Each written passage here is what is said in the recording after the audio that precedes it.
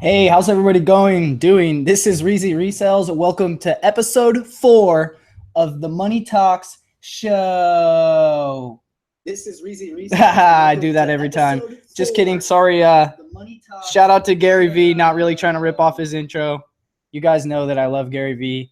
You also know that I always forget to mute my own video. For some reason, I can't do that before it doesn't let me. Anyways, how's everybody doing? Today, I want to talk strictly books as much as possible. Just books, anything and everything. Where's my water at? Book related.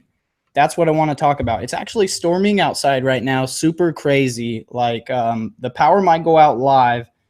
They don't want me to go live, but we're not going to let them stop us. So let's go ahead and go into the comments on YouTube.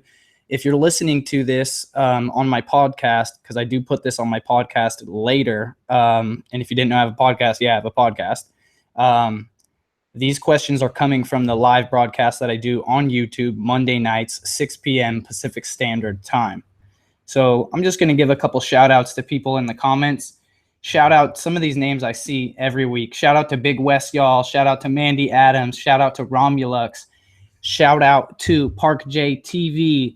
Melissa Rupert, Victoria Wilkins, Maggie Doodle, Holly Mackerel, Mogul Shark 420, IT Ruby, Stephen Frederick, the Posh Hanger in the house, Dwayne Brown, Robert S., Flip My Lid, Joe O'Connell. We got a lot of peeps in the house. Let me turn up my screen brightness because I'm going blind.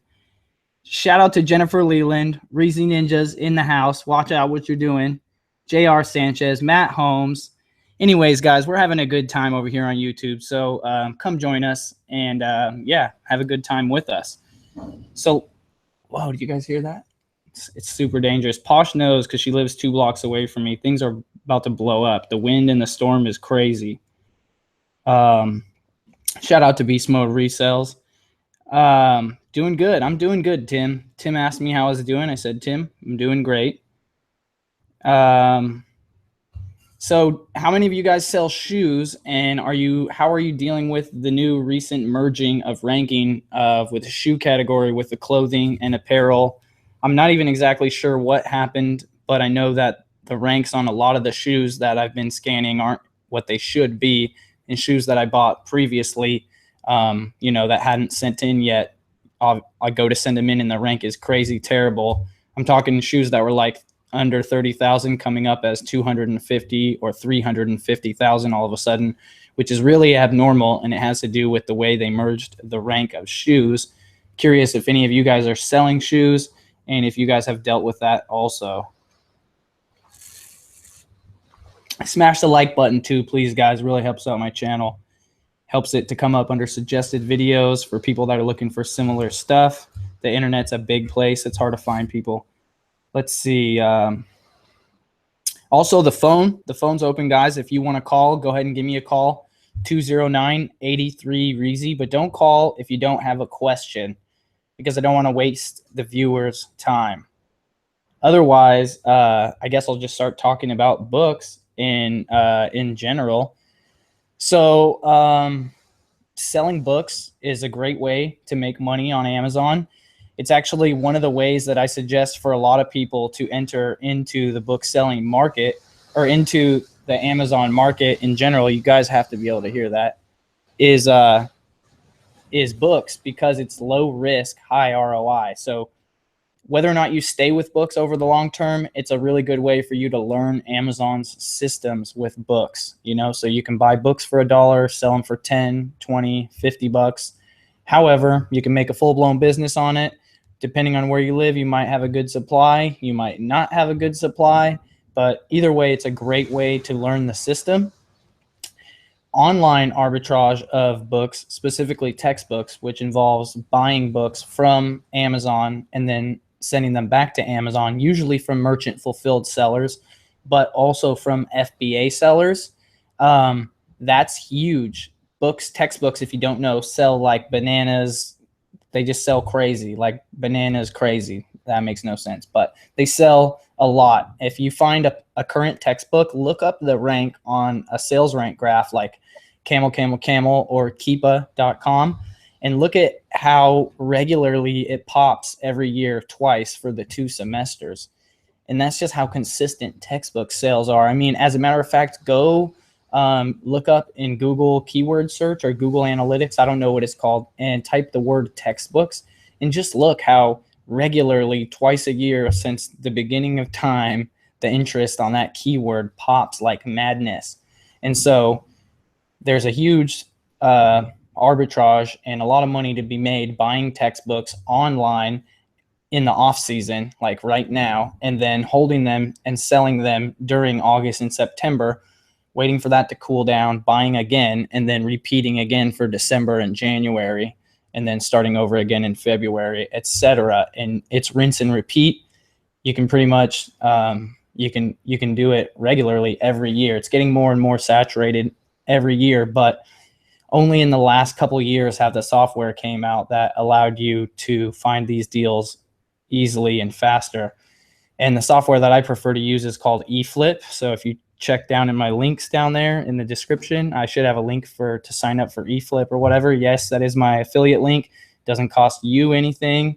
I get a small kickback if you do choose to sign up. And yes, it is totally worth it. You can make, $500 in an hour, depending on how much money you have to spend on books and what your search terms are or whatever. I also do a little mastermind group, eFlip, and we train people how to use eFlip. And we also post free. We post bolos in the group every week. It is a paid group. If you want to sign up, you can go check out that on my website, REEZY.tv, and then there should be a button for masterminds, and then go click on it. And yeah, the reason that it costs money is because it requires humans to run it. And trust me, the value is solid. Even if you only signed up for 1 month just to get the guide and to learn the ins and outs of eFlip, it'd be totally worth it. But a lot of people hang out just to get the passive bolo book posts that just seem the admin posts. So it's a really nice thing. Online arbitrage of books is pretty huge. And of course, there's the standard, cherry picking of books, going to thrift stores and developing routes. That's also there. Let me hit the comments and see if there's any questions that I haven't seen. A phone line now too. Reezy trying to be the Jeffersons. Hey, fake it till you make it, man. It's just a Google Voice phone number. Everybody could have one. Salvation Mogul Shark 420 says Salvation Army want to bar me. Goodwill and chill. St. Vincent de Paul and Ball, yard sale and bail. All right, I'm down with that. I like rhyming. Let's see. Reezy question. Besides thrifting and library sales and estate sales, what are some innovative ways to connect with booksellers? This is Michael Langwald's question. Michael, do you mean connecting? Do you really mean to connect with other booksellers? Clarify that in the comments, and I want to come back to that. We got a caller. Hold on, guys. You're live on Money Talks with REEZY Resells. Who's this? Yeah, what's up, man? Who's this? It's Charles. You got to mute your YouTube, bro. Oh, yeah, my bad. Yeah, no worries. Yeah, so my question was, could you briefly describe your process after sourcing books or any arbitrage and reselling it onto Amazon? Yeah, for sure. The dirt real quick. So I actually have employees that do this for me for the most part, but I'll go through it. So basically, when you get the items, you have to list them into the computer or whatever. Have you done eBay before? Yeah. What's your name again? I'm sorry. Charles. Charles. All right, Charles. So basically, you enter the items into Amazon's system, and then they're in your inventory. And when they sell, you can ship them to the customer. But Amazon also offers a service called Fulfilled by Amazon, where they store your items for you. And then when it sells, they ship it to the customer. So then it's kind of hands off, and all you have to focus on is finding stuff and shipping it to them. Oh, okay. You see what I mean? So when you enter in the books towards the inventory to the Amazon FBA, would you do that through Amazon? So you can do it. I didn't want to get into the full details of it, but you can do it manually through Amazon system, obviously. But Obviously, we're not doing it that way on a professional scale. We use software that goes through Amazon's API that allows us to do it in faster, more efficient ways. So one of the softwares I like to use is ScanLister. Another one is Inventory Lab. ScanLister, you can purchase that in like a one-time fee. Inventory Lab is $50 a month. I have links for both of those in all my videos. But yeah, it's just a system that allows you to scan stuff, focus on scanning your stuff faster, because Amazon's system's not so great, especially, you know, if you have employees, you know, it's just not the best interface. It's kind of detailed. Yeah, okay. Thank you. I think you answered my question. Yeah, definitely, man. You get the idea. You just need some software to help it out, and then just hustle on the system and you'll be good. All right. Thank you. All right. Have a good day, Charles. Thanks for calling. You too. Bye. All right. Charles called in. Let's see if we get a clarity on that other question. Let's see here.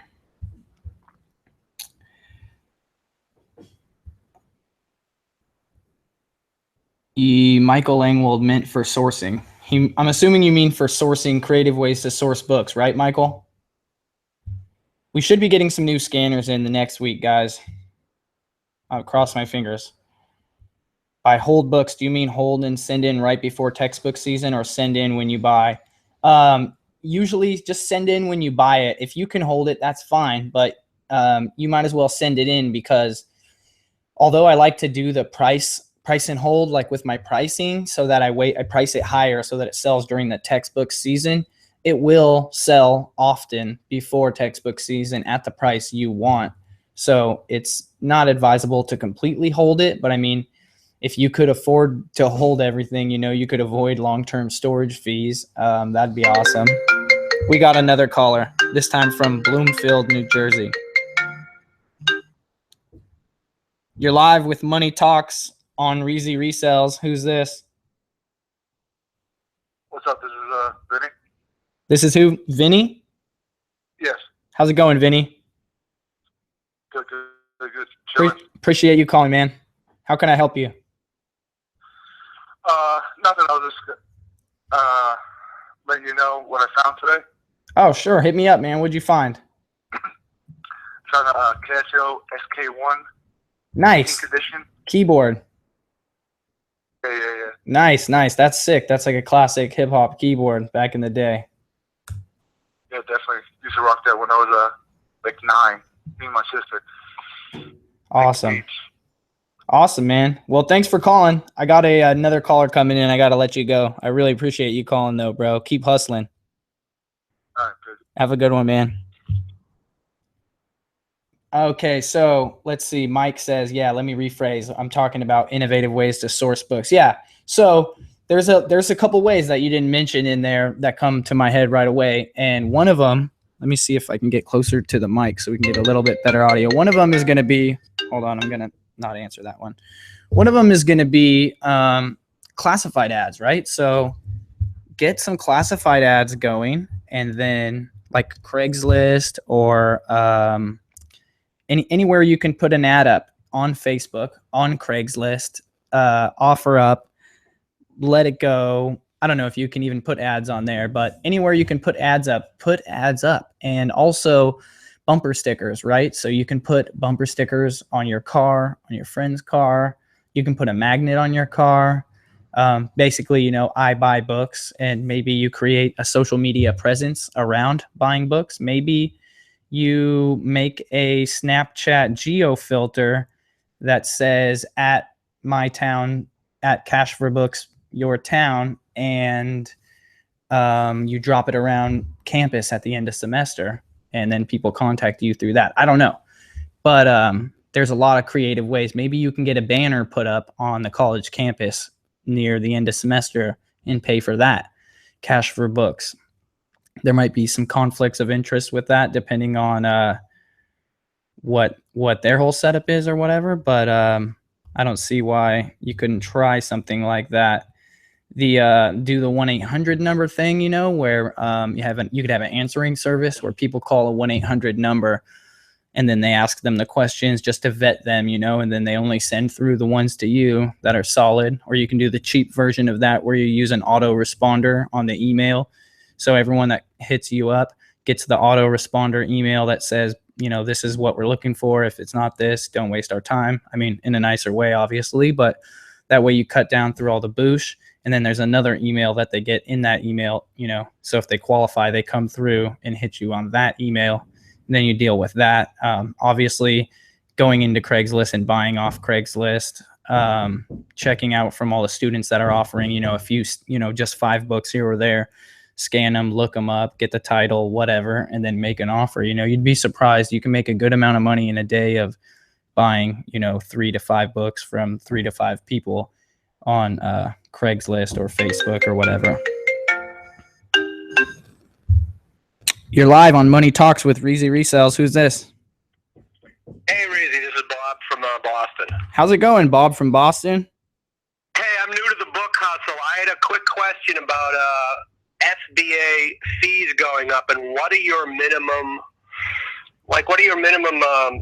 levels now for books? Great. I mean, I see you said most of your books sell for $10 or less, but with the new fee structure, like not $10 or less. Game, what do you do? Not $10 or less, but just around $10 average price.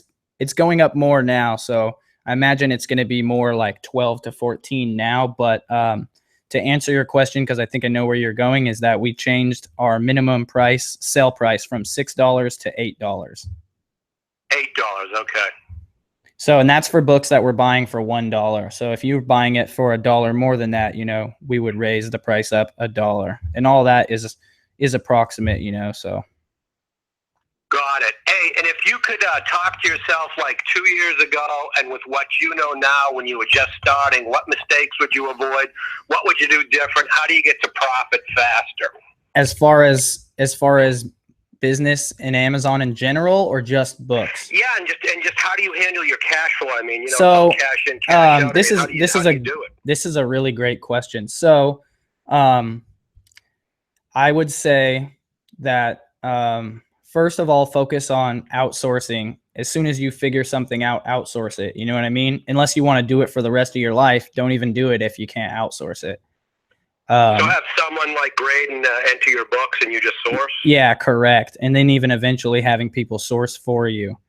Well, I have a bunch of shiftless kids who need jobs, so I can get them to do that. That's right? Wonderful, right? And so the other thing is that don't be blinded by books. So I learned Amazon through books, and I was totally unaware of everything else. I didn't learn about retail arbitrage and everything until way later. And I still shied away from it. And so I think I could have made, you know, another couple $1 million if 5 years ago I would have started focusing on reinvesting my profits that come from when you sell books. There's 2 times a year you make a lot of money. It's January, and it's December and January, and August and September, the times that the semesters are for school.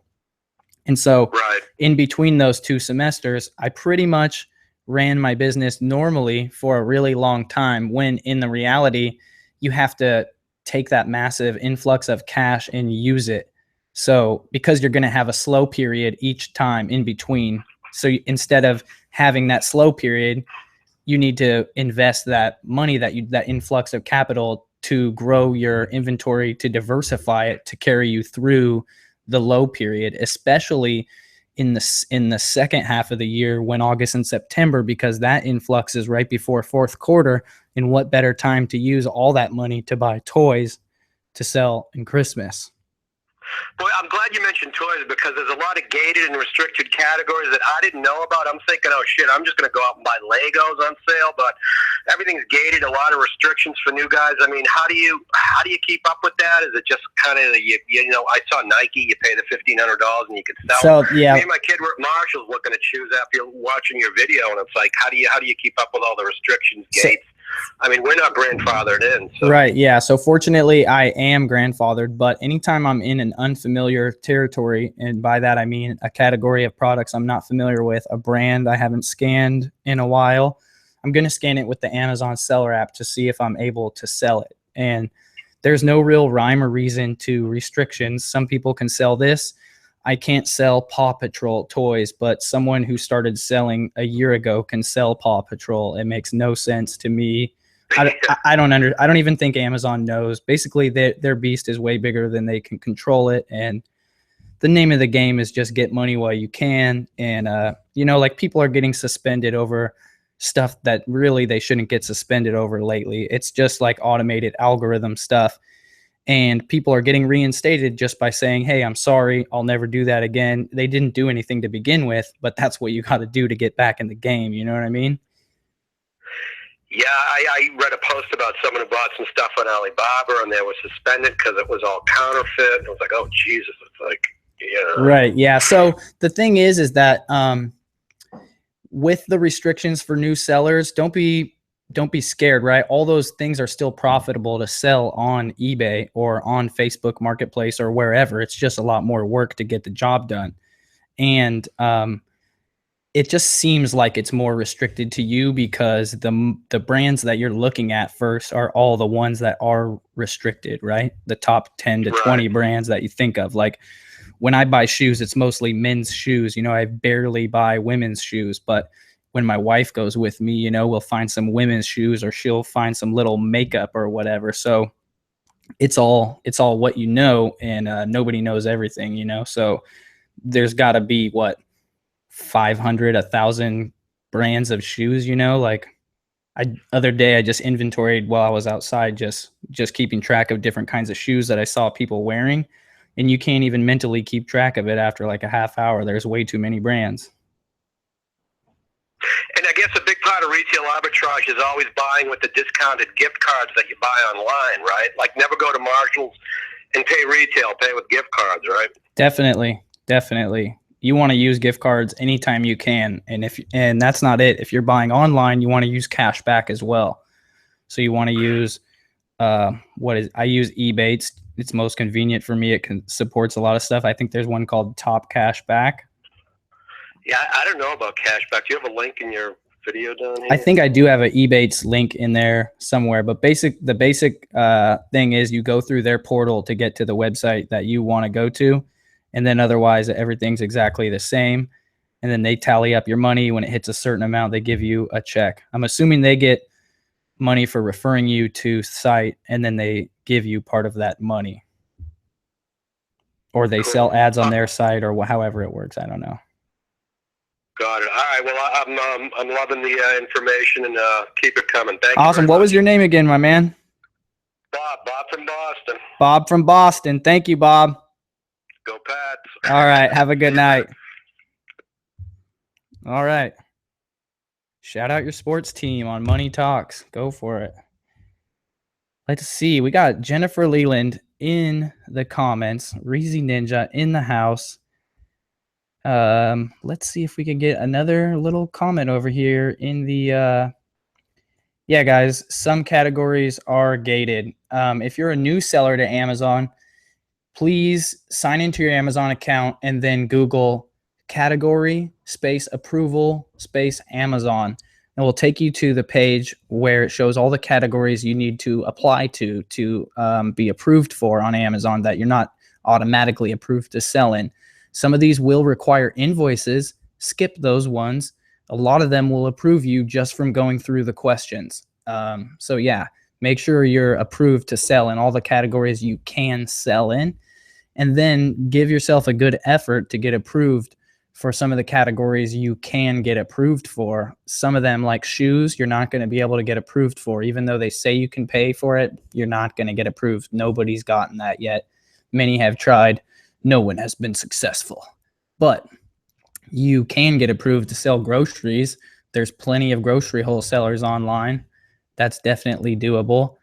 Health and beauty is doable. There's others that are definitely doable. Let's see. Give me some questions. Any tips on, Kafori321 says, any tips on selling on eBay, like best times to list on weekends? So I don't have a lot of information on that question because I'm not really an eBay expert, even though I did come from eBay. It used to be true, and I don't know if it's currently true, but that you wanted auctions to end on Sunday evenings, like after dinner time, and that would be best if you were doing auctions. I actually prefer to do buy it nows on eBay, so let's go down. Let's see. Chicago Crown Hustler says, Amazon is god of retail. Yep, pretty much are. Okay, guys, the phone line's open, 209-83-REEZY. Go ahead and give me a call. We'll shoot the ish. Just try and list every day on eBay keeps the store active, and having a mix of auctions and buy it now works. Yeah. Posh also mentioned a strategy about sending items to auction every day. Let's go. We got a call from Sarasota, Florida. You're live on Money Talks with REEZY Resells. Who's this? Oh, hi, Reezy. This is a resale grandma, Karen from Sarasota, Florida. How you doing? Good. How are you doing, Karen? Yes, Karen. So listen, talking a little bit more about getting ungated. I am trying to get ungated in health and personal care and beauty. Now, I'm kind of confused about what they're actually looking for, the invoices. Where do you get these invoices from that has your name and address and their name and address? So I just don't know exactly what they're looking for.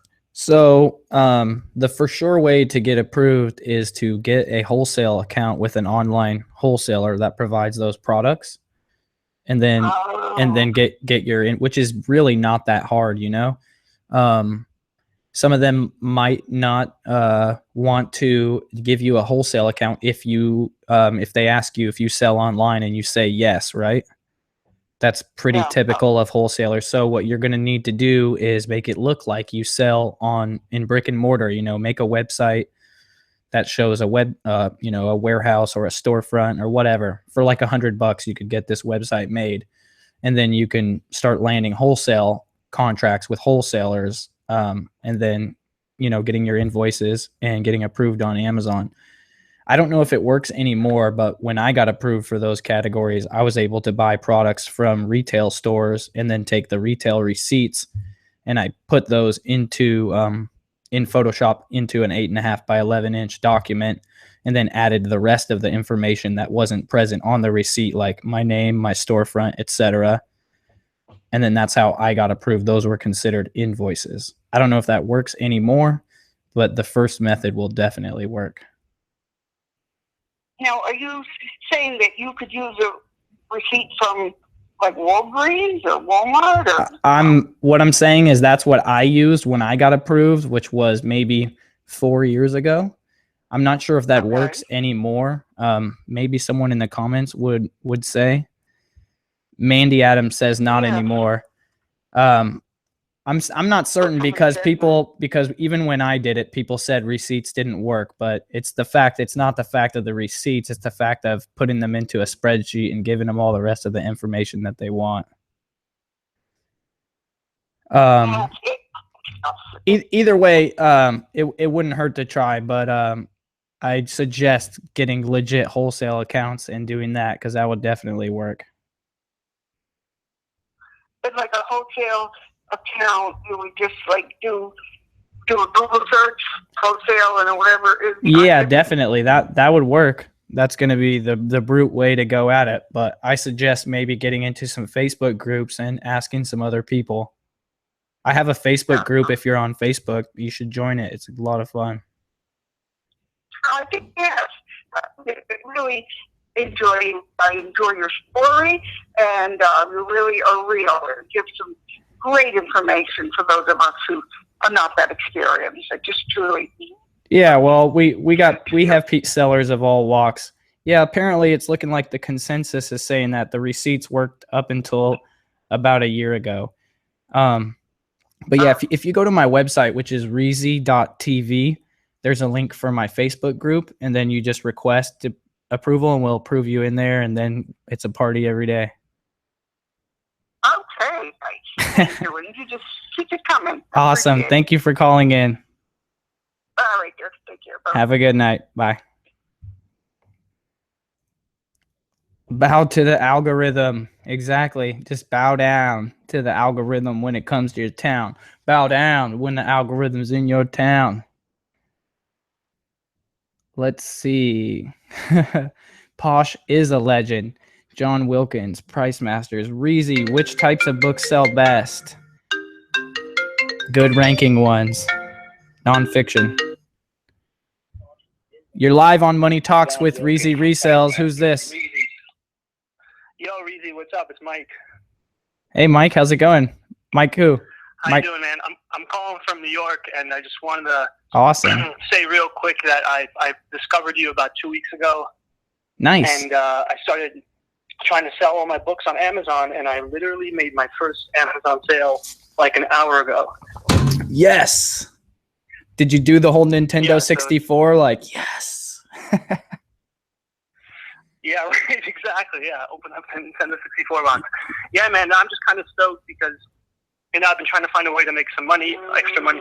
Whoops, sorry about that. Yeah, so you've been trying to Sorry, find that was extra my way to Wi-Fi. make money, so I'm sure you probably looked up about a bazillion things online, right?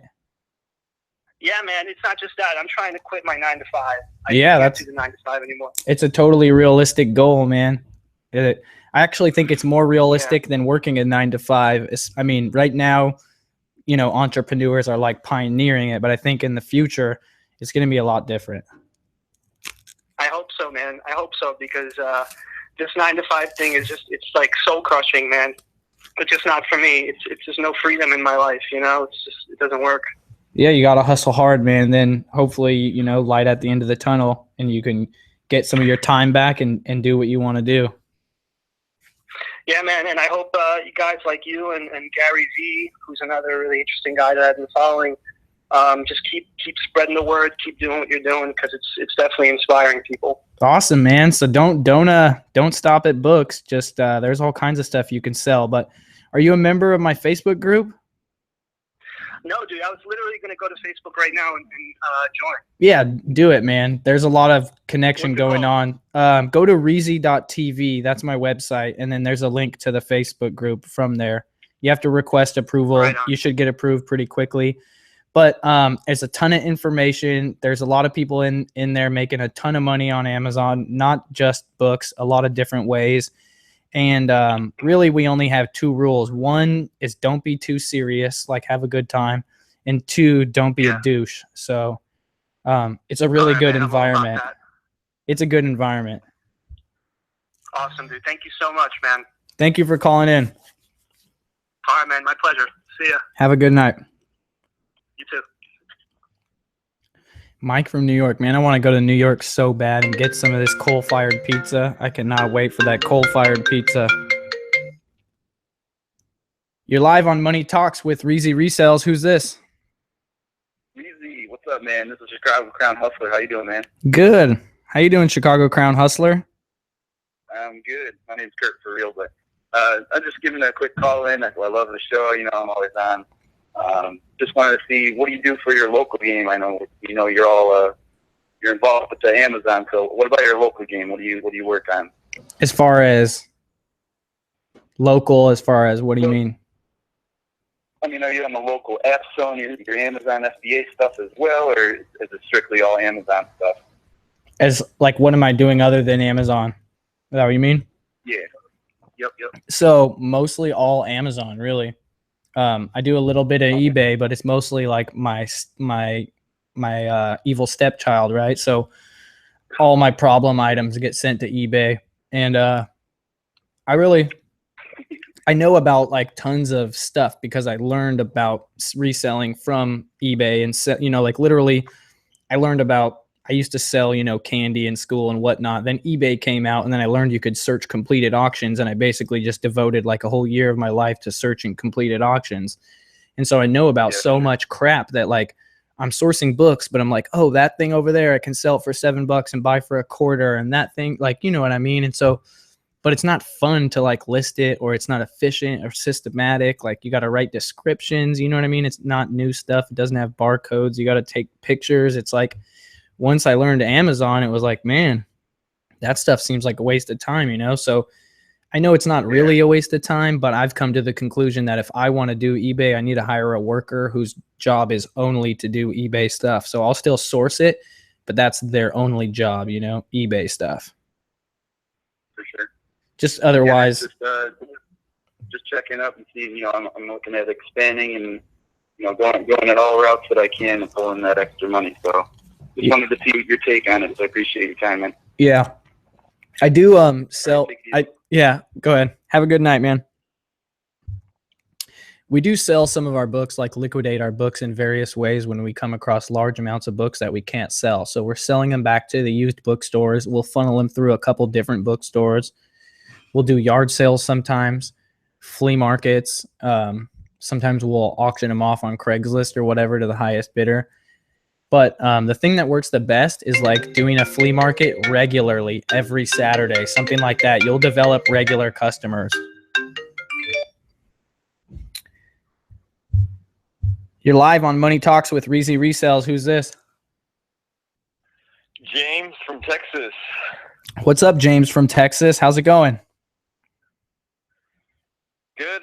I've actually think I've spoken with you a few times and pretty recently, also under the name James Universe, but finally get to catch this stream. Awesome, man. I'm glad to have you. How can I help you? So I have a few questions written down, so I'll be pretty quick. With FBA scan, can you scan other items? Is it efficient for that? I know it's mainly for books, but yeah, it's great. In the past, it's not the best for others. It's great for scanning anything, really. The database mode is best for books and media type items, though some other items are going to show up in database. But I wouldn't, you know, if you're not scanning books, you don't really need database mode. Like if you're doing, really, you only need the speed that database mode provides for media like DVDs, books, and CDs because you have to go through so much, you know? And with clothing and apparel and other stuff, you don't really need, you don't need that speed, so to say. And there is other apps, but for me, I've always done books, and so I need that app, you know what I mean? So like, for example, there's an app called Scan Power, which is a great app. It's actually great. It has a feature that no other app has, where it has the sales rank graph on the results screen when you scan an item, which is literally the best thing ever. But it doesn't have database mode, so I can never use it for books. You know what I mean? And then on top of that, then there's like Inventory Labs, which most of us sellers use either for listing inventory management, or accounting or whatever. It comes with Scoutify, which is a free scanning app. And so we're going to be using that if we're not using, you know, FBA scan. Well, thank you. Another couple questions. Yeah, go for it if you got another one. So I've seen a lot of people, and I'm like you, because I went from selling stuff not on eBay but on another marketplace where it was a lot more hassle and a lot more work. I wasn't basically getting paid enough for my time, and so I have the experience of selling. But have you ever found any sources for pallets to be useful for selling stuff on Amazon outside of wholesale, but like the liquidation stuff, or obviously not returns because that wouldn't be for Amazon, but you think there's liquidation opportunities for Amazon? There definitely is. I don't know specifically, and I don't have experience, but I know that there's people making a living doing it, and I've definitely seen some videos and hauls from people that do pallets. Again, I hate to sound like a broken record, but if you get into my Facebook group and search this question, the answer is probably already in there. Or if you post it, you know, it'll be answered pretty quickly, and you could hear some advice from some sellers that are actually making a living buying or not making a living buying and selling pallets because it's not worth it. So you'll know the answer. Yeah, that's one thing. I've been in your Facebook group for a little while, so I've kind of wondered about that. And like I said about my old venture, I would say I had trouble paying myself, as in like how much.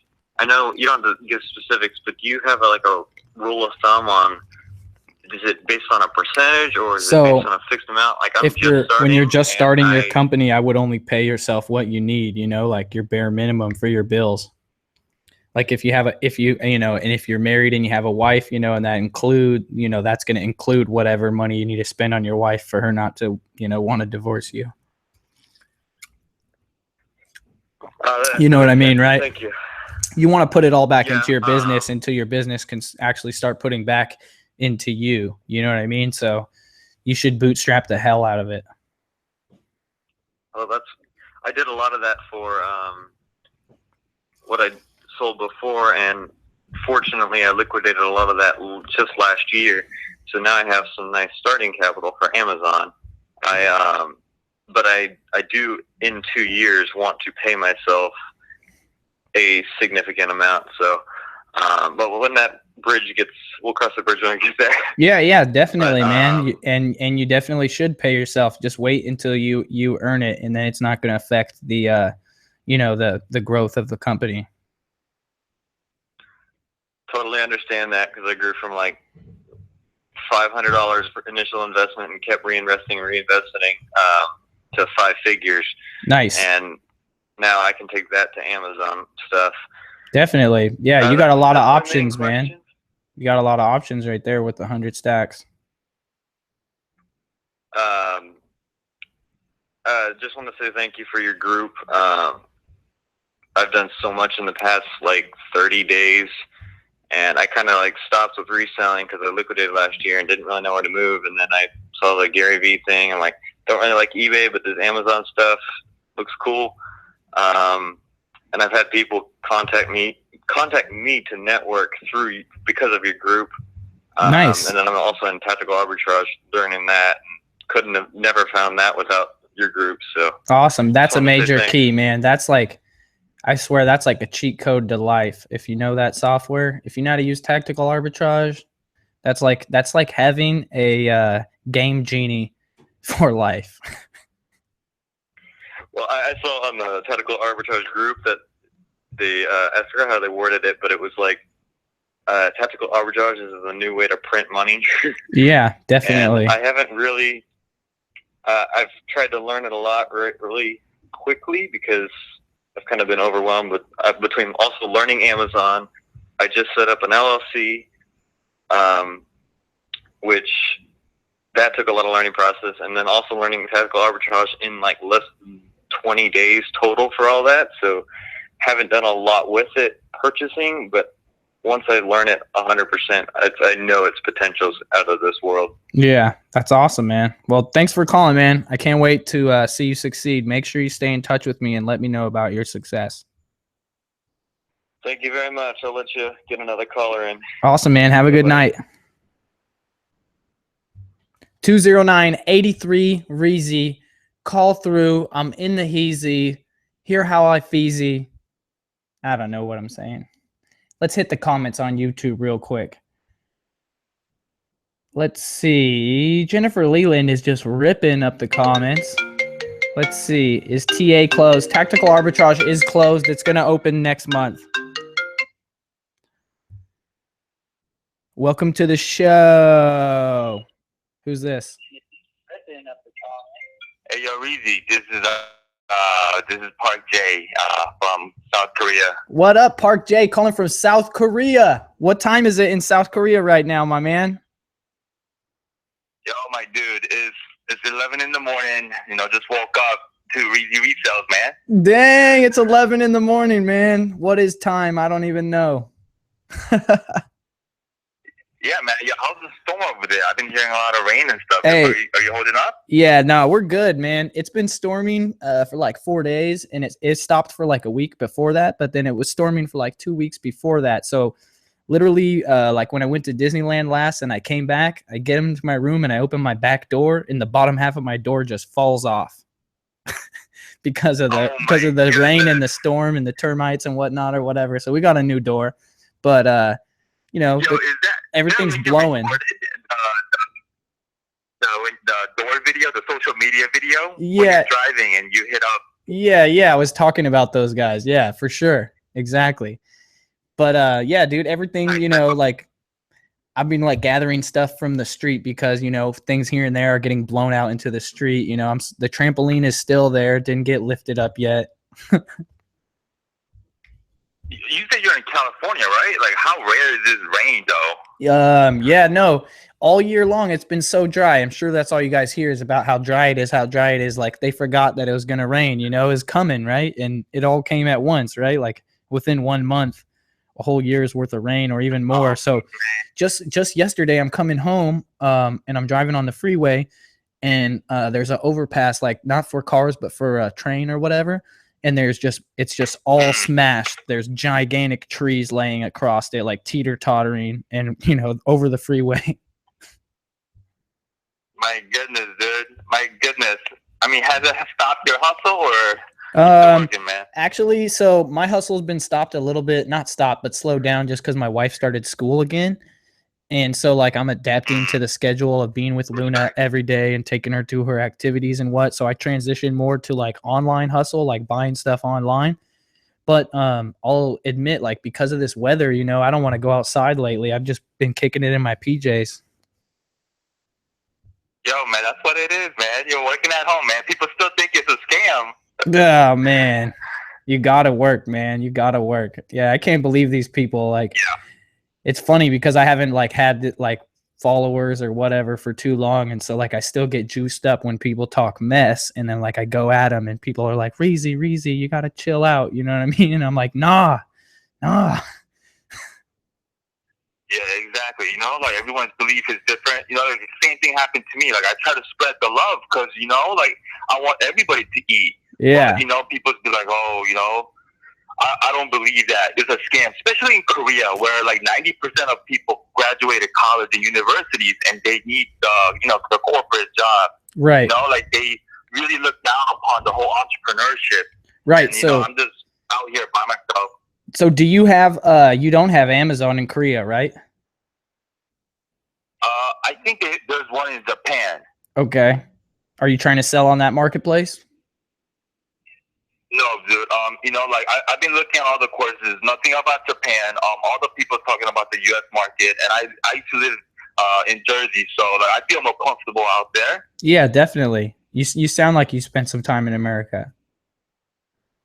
Yeah. Okay, man. You know, like I wish I could catch up with you more, but I know you're on the show, so I'll jump straight to my question. Yeah, let's do it. So yeah, eFlip. So I purchased about 200 books. Oh, by the way, thank you so much for hooking me up, man. It changed my life, dude. I'm glad, man. It changed my life, man. Because I've been doing that before eFlip. It just made it way easier. Yeah, you feel me? You know, like all the questions aside, I actually just called for confirmation. So I purchased about 200 books now. Mm-hmm. I'm 200 deep. You know, I just got like 20, 30 books, and I have more books coming in. Mm-hmm. But I got all these people telling me, like, what are you doing? Why are you wasting a lot of money? Because, you know, like all those textbooks add up. They're right. $40, $50. Right, definitely. And, you know, like, my question is, like, have you ever felt like, man, like, does it work? Yeah, dude. So check it out. It obviously works, man. Like, I'm not rich, right? You know what I mean? But I sold 3.5 million in stuff across the last 11 years. Like, divide that up or whatever. I'm not rich. I live in California. It costs a lot. You know what I mean? I got bills to pay. But what I'm saying is I haven't worked for anyone else during those 11 years. You know what I mean? Like, the money, I'm not selling drugs. You know what I mean? Like, I'm making money from selling on Amazon. Like, I'll show people bank deposits. I don't care. But the thing is that feeling that you're experiencing is very, very real. I never really experienced it because I didn't have anyone telling me, hey, do this. I saw it in real life, and then I went at it and figured it out on my own. There wasn't any YouTube. There wasn't a REEZY Resells. You know what I mean? And, but when just a little quick story, when I taught, my business partner, Scott Gall, how to sell books, he started up, and I went and visited him, and I showed him how he could do it. And then he started up, and he was working another job and doing it on the side. And then he finally made enough money to quit. And then, you know, it started getting rough and it slowed down, and he got worried that it wasn't going to work out, you know? And I was like, dude, it works, you know, just keep pushing it, because the thing is with books is that it just grows and grows. Your inventory grows and grows, you know what I mean? And so yeah, so you just need to keep at it. Obviously it's a little different now because it's not 7 years ago. The fees have changed or whatever, but what I'm saying is it does work, and that fear, if you know, does it work, is totally real. But as long as you're making good buys of books where you saw the solid action on the rank during textbook season, you know, you can rest assured that those are going to sell, even if they're out of date, because when textbooks go out of date, they don't just drop off the map completely. They very slowly over time drop off the map. So you could see that in the sales rank graph. Yeah, and you know, like I feel like, you know, like I was 100% definite starting, but as soon as I got in the game, you know, when you order the merchant, it takes 7 to 14 days. Then you prep it, you label it, you ship it in, and then like, you know, once the SBA wants it arrives to the storage room, that takes another 7 to 14 days, and you know, it's already a month past. You know. Mm-hmm. Yeah, definitely. Yeah, it's hard. I know a lot of people that deal with that, and I know some people that sell FBA that live in Hawaii too that deal with that as well, like having a longer lead time for your products. And then, like, you know, private label sellers have to deal with that too. Some people have private label products, you know, they get them, you know, the manufacturers are shipping them directly to FBA for them or whatever. But they gotta, it's like a real logistics thing to make sure their products stay in stock, because it takes, you know, what, 3 weeks to get from China to FBA and get received. I don't know, 4 weeks. Yeah. Okay, cool. All right.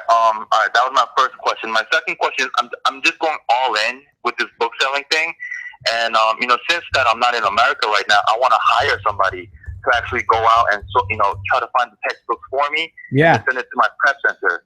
That's a great idea, man. What are some things that you would look for when you are hiring somebody? So I would, first of all, I would probably advertise on Indeed.com or some other creative way that I'm not currently thinking of. Maybe you know people that might need a job, and you can just put that out there that way. Word of mouth is always the best. You know what I mean? As far as getting an applicant that's going to actually give a crap about your business or be less, you know, more likely to not rip you off or whatever. But there's also a lot of these services like TaskRabbit and stuff like that where you can hire people to go do jobs for you. And stuff like that's just one of them. It's just like an app, right? And then and I think they might have a website too, but there's stuff like that where you can get people to go do stuff for you. So I'm not 100% sure. Like, I haven't developed this idea. I'm just kind of like thinking about it in my head right now. So I don't know exactly how you find the employees in America, but however you find them, like, get relations with them, you know, and then maybe you send them a scanner, or I don't know, man. It's all going to involve probably friends and family at first. Okay, gotcha. And then what kind of skills would you teach this employee? Just how to work the scanner, and then how to send, and then preferably you should get 2 people, right? One person to make shipments and send stuff off, and then one person to source for you. So the person that you look for to be the prepper, you know, maybe that's a stay-at-home mom, or a younger person, or someone who has some time and they're at home, you know, and they want to make some extra money, so they can make the shipments out of their location and make, you know, 50 cents a book for every book they ship off. And then the sourcer drops the books off there, and say it's a big city, you can have 3 people dropping books off there. Or maybe it's a storage locker. Maybe it's a storage locker you have set up with a computer, you know, they have storage lockers with Wi-Fi. And then the sourcers drop books off there every day, and someone else comes in, or 2 people come in every week to list all the books and ship them out. Oh, man, knowledge. Oh, man, thank you so much, REEZY. Awesome, man. Good luck with that. Have a good one. Shout out to South Korea. I'm going to come visit you. I'm totally taking you up on that couch surfing, bro. Yeah, man, anytime, brother. You can come through anytime. We hit up Japan anytime, bro. Give me a call. The video is going to be called Couch Surfing in South Korea. All right, later, man. Hey, man, have a good night, bro. You too. Have a good afternoon. Shout out to South Korea, guys. We international. James Callis, what's your number? Is it 469? Plano? It's Texas. I'm answering it. You're live on Money Talks with REEZY Resells. Who's this? They hung up on me. They hung up on me. All right, I got to answer this, James. You're live on Money Talks with REEZY Resells. Who's this?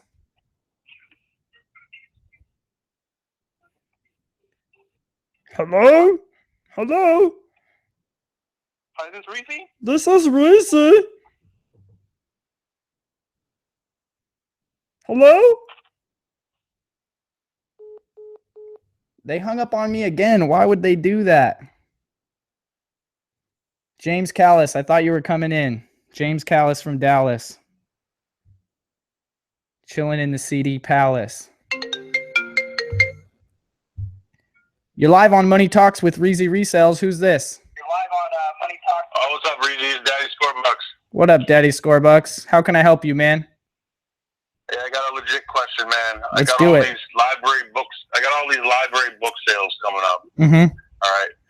And I've been watching videos, but you're the only guy that makes sense and puts the truth out there and gives real value. So you got any good tips, strategies, anything going into this? Yeah, I got a lot of tips for you. Are you ready? I mean, I've only been doing, the thrift stores and little. So do you got FBA scan on database mode? Yeah. I got it all, man. Okay, and you got a Bluetooth scanner, yeah. Got it. All right. So do you have helpers or are you solo man?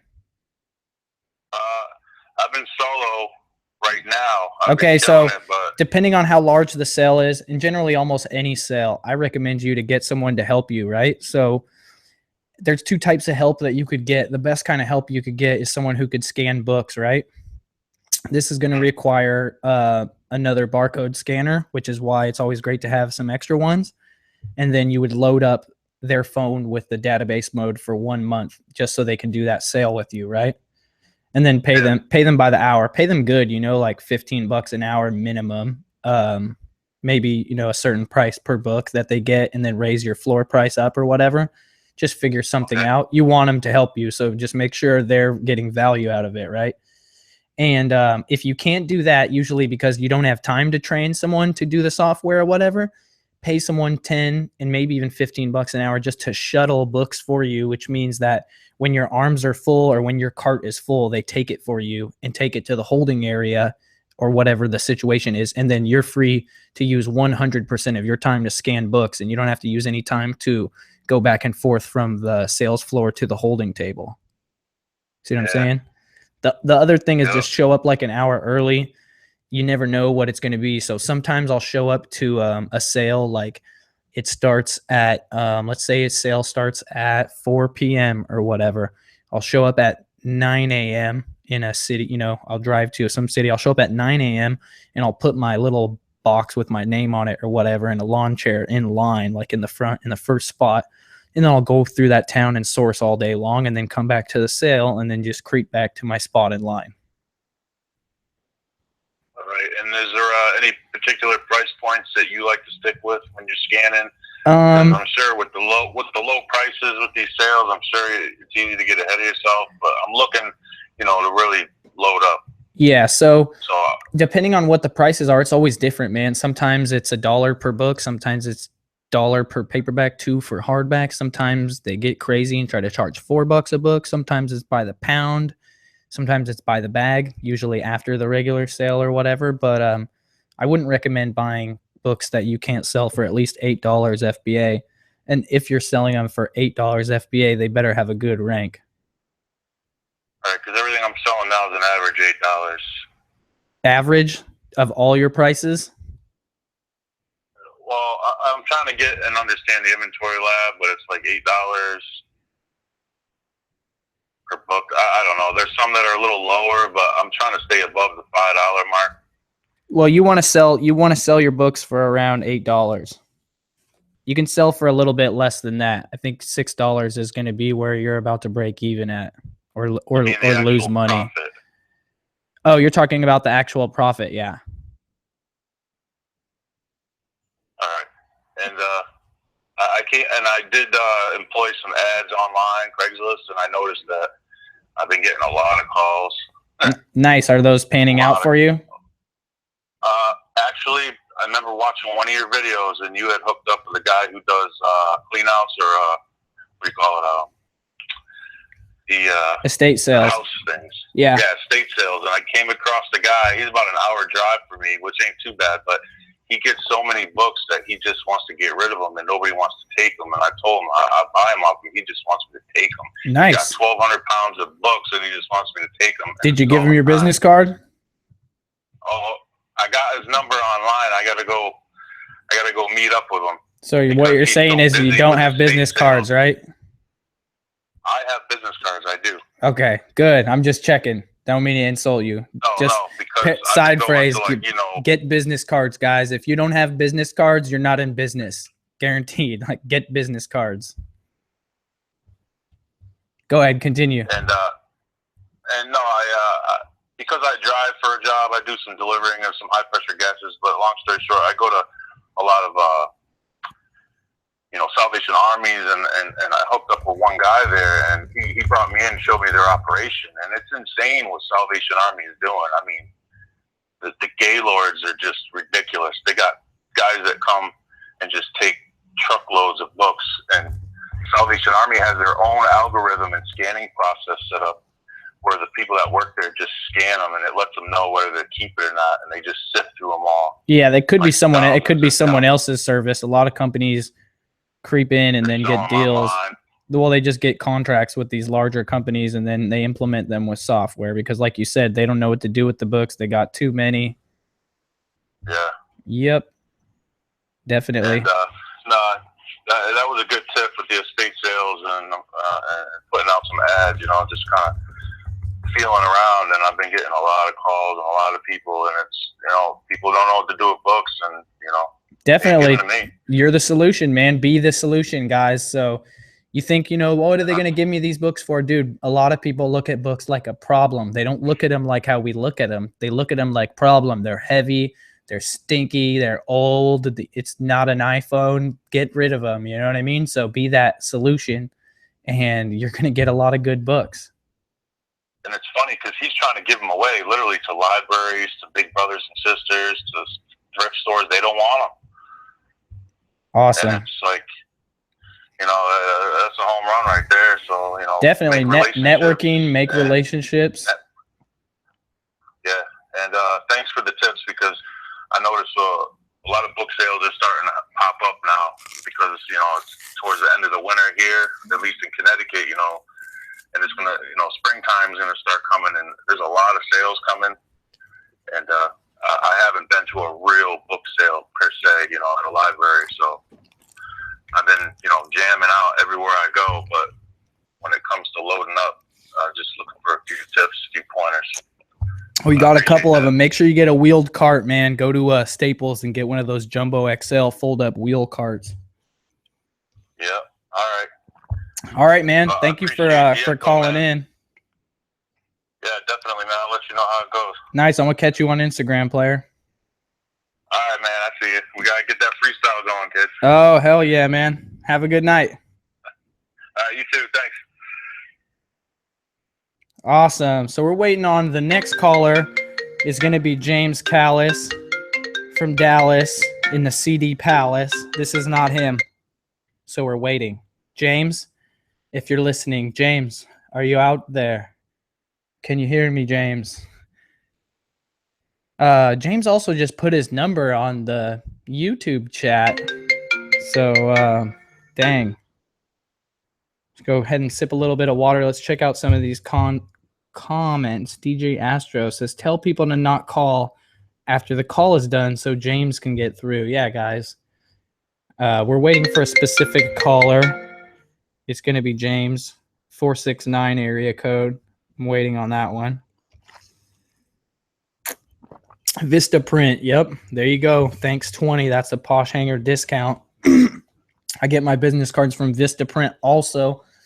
Always got to have at least 1,000 business cards on deck, if not 5,000. Just got to take those things and just blow them out. Welcome to Money Talks with REEZY Resells. Who's this? This is me. How's it going, James? Hey, what's up, buddy?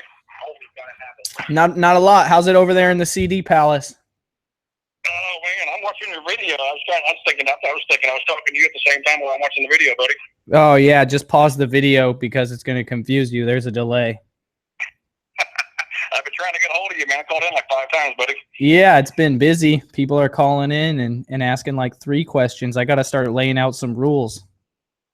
Yeah, it's the same stuff. I mean, you just gotta, when where people like me and you that we're much bigger sellers on Amazon. You do books and I do CDs and media, and you do you've been doing it a lot longer and you do a much better sales because you've been doing it 8 or 10 years and I've only been doing it a year. But I mean, it's just like I tell everybody on my videos, it's just having systems and yeah. hustling. I mean, it's working. What they don't see, you know what I mean, and what we're not telling them is the sweat. You know what I mean? Like there's a lot of sweat. When I started a year and 4 months ago. You know when I started because the only people I ever talked to was you and Caleb and Ashley Kincaid. Yeah, I remember. I ever respected and listened to.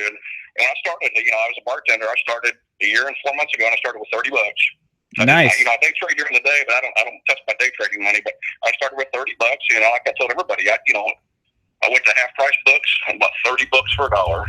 Then I went and made $400. I bought 400 books for $1.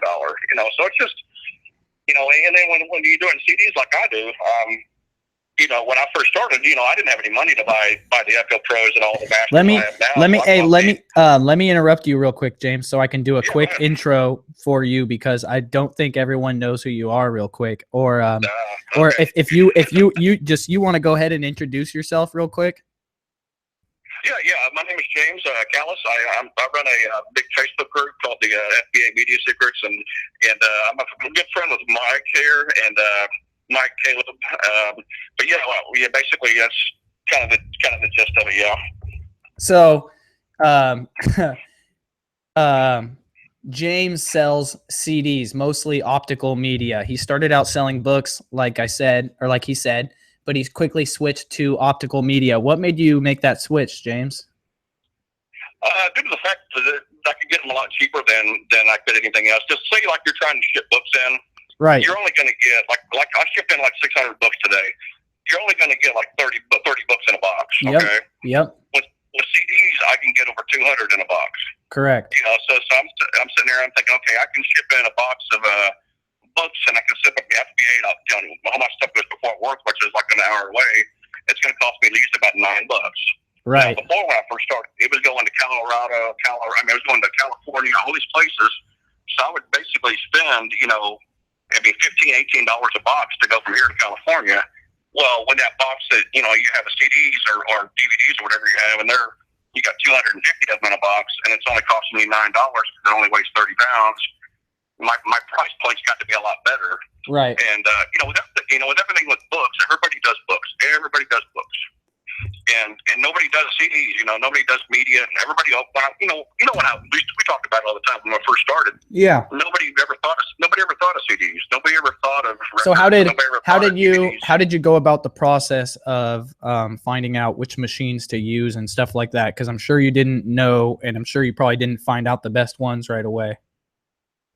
Yeah, when I first started, I didn't have a lot of money because I didn't want to use my trading money. This was just like a test thing for me. So I said, okay, I know the Echo Pros are good, but they're $1,000. Okay, so what can I? This was like when I first started, like the first month. Mm-hmm. I said, okay, JFJ Easy Pro was 140 brand new. I didn't even want to spend that.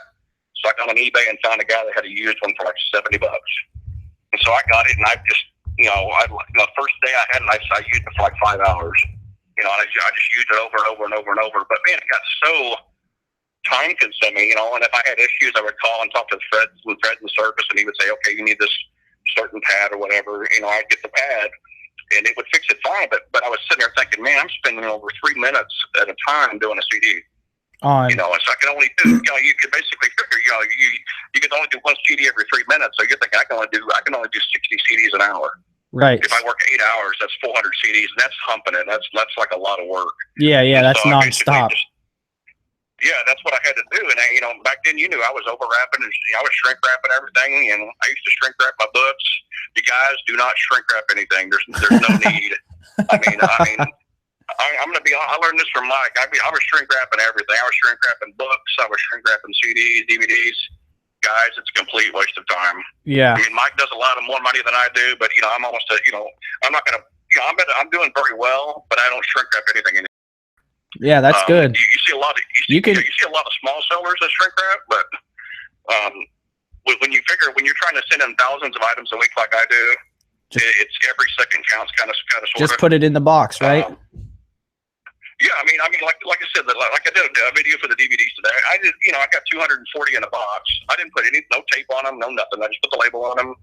They're not going to open. I mean, with CDs, you may want to put like maybe some Scotch tape or something over it if you want to. But hey, yeah, I mean, let's address the elephant in the room real quick, James. CDs are gated now, so I'm sure you get, you know, you hear people saying, you know, shut up about CDs. They're gated. We don't want to hear about CDs. You know what I mean? Right. What's your have you heard of anyone getting approved or anything like that? Not one person, buddy. Not one person. Not one person. Yeah, I think that's pretty much it's pretty much shut down permanently.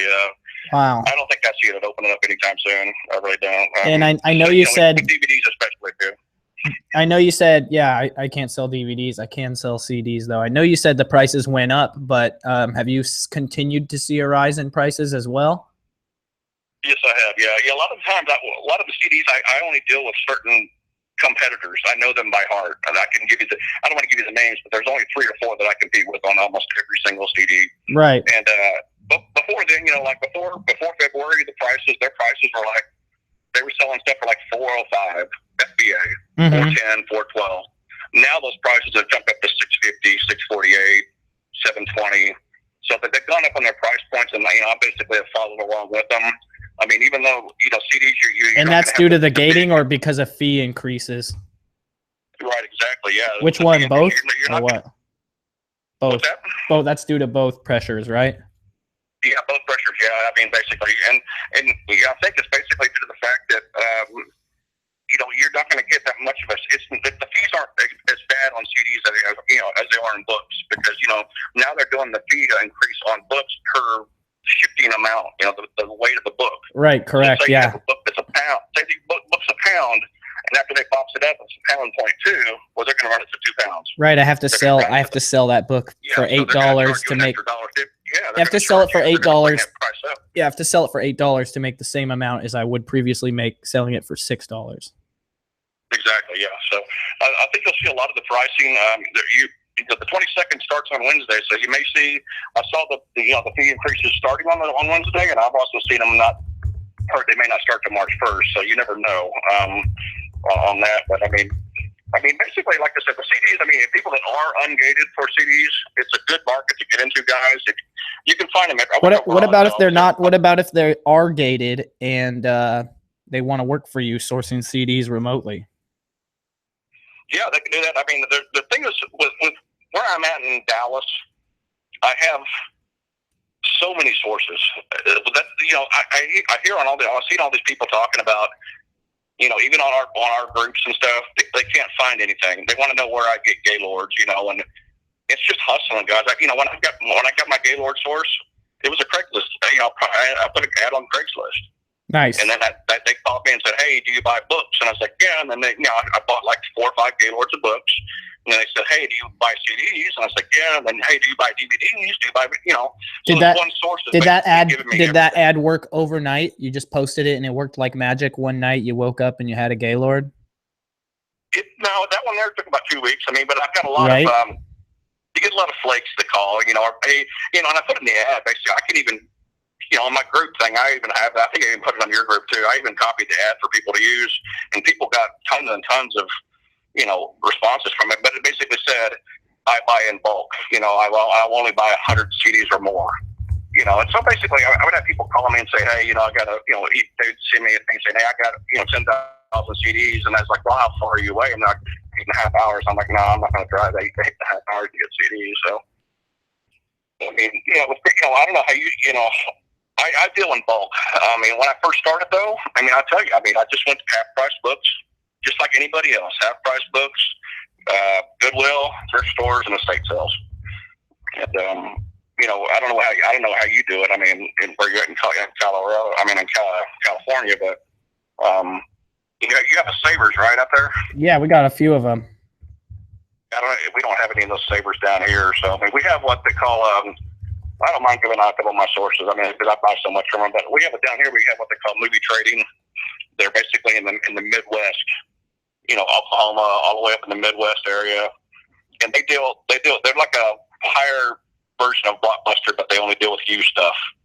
And what they do is they have what they call brown bag specials, and they'll put 50 CDs in a bag, and they'll have they sell them for $14.99. So basically, you're getting CDs for like 20 cents a piece. Okay.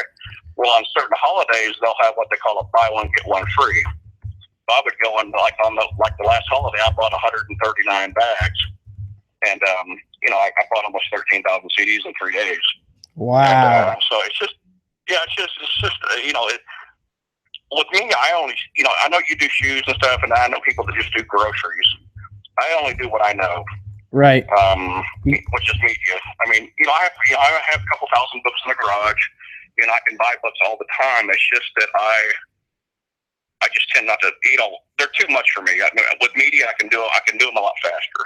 Right. And I know you have a bigger team than I do. You have you and Scott and all those guys. You have a big much different locations than I do. I'm a one man show, so.